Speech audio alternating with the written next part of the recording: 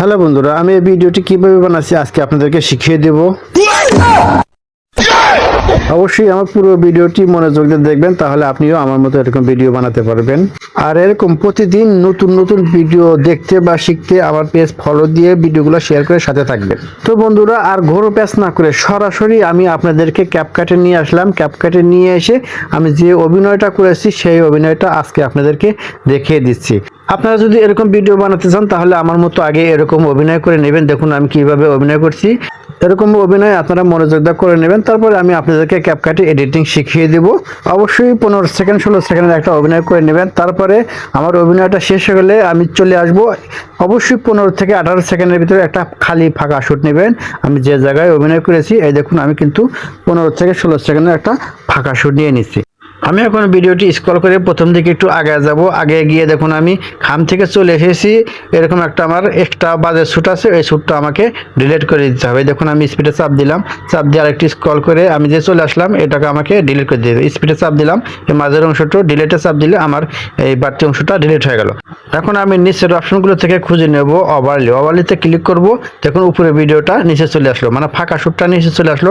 ওটাই আঙ্গুল ধরে টেনে আমি এটাকে অ্যাডজাস্ট করে নিতে হবে। আমি কিন্তু বরাবর লাগিয়ে দেবো না, আমাকে অ্যাডজাস্ট করে নিতে হবে। দেখুন আমি আঙুলের চাপ ধরে যে আমি হাত দিয়েছি, হাত দেওয়ার লেগে গেছে। দেখুন আমি কিন্তু যে জায়গায় আমার খামটা পার করতে হবে ওই জায়গায় আমাকে অ্যাডজাস্ট করতে হবে। এখন কিন্তু আমার অভিনয় পুরোপুরি হয় নাই, আমি খামটা লাড়াচাড়া করতেছি। আমি যে সময় পুরোপুরি হাতটা পার করব ওই জায়গায় আমাকে এই ফাঁকা শ্যুটটা লাগিয়ে দিতে হবে। তো দেখুন আমি ফাঁকা শ্যুটটা এখানে লাগিয়ে দিলাম।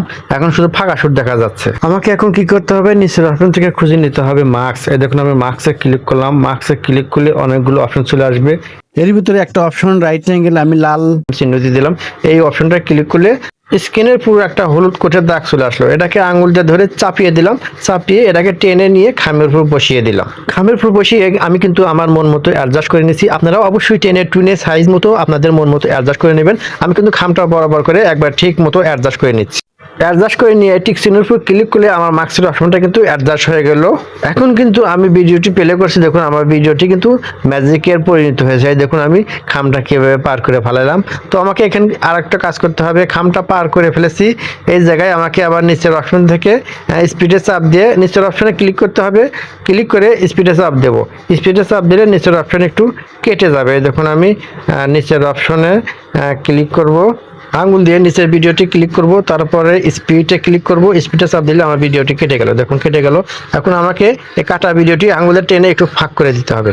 ফাঁক করে দিলে পরে প্লে করলাম, দেখুন আমার ভিডিওটি ম্যাজিক হয়েছে। আবার ফের আমি হাত ঢুকাচ্ছি, আবার একটু টেনে নিয়ে এসে ওই জায়গায় অবশ্যই আমাকে আবার ফের অ্যাডজাস্ট করে দিতে হবে। দেখুন হাত ঢুকালাম, আবার আমি এখানে হাত বের করলাম, ওই যে বের করা ঝাঁকি দিলাম, ওইখানে আবার স্পিডে চাপ দিয়ে কেটে নিতে হবে।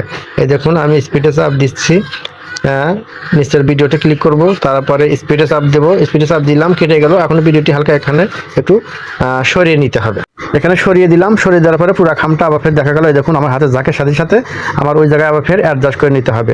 আমি এখানে আবার ফের এই দেখুন হাত ঝাঁকি দেবো, ওইখানে আবার নিচের ভিডিওটি ক্লিক করে স্পিডে চাপ দিয়ে বাড়তি অংশটুকু আমাকে ডিলিট করে দিতে হবে। এই দেখুন আমি স্পিডে চাপ দিলাম, দিয়ে আবার এই বাকি অংশটা ডিলিট করে দিলাম। ডিলিট করে দিলে আমার ভিডিওটি কমপ্লিট। আপনারা এরকমভাবে ভিডিও করে নেবেন।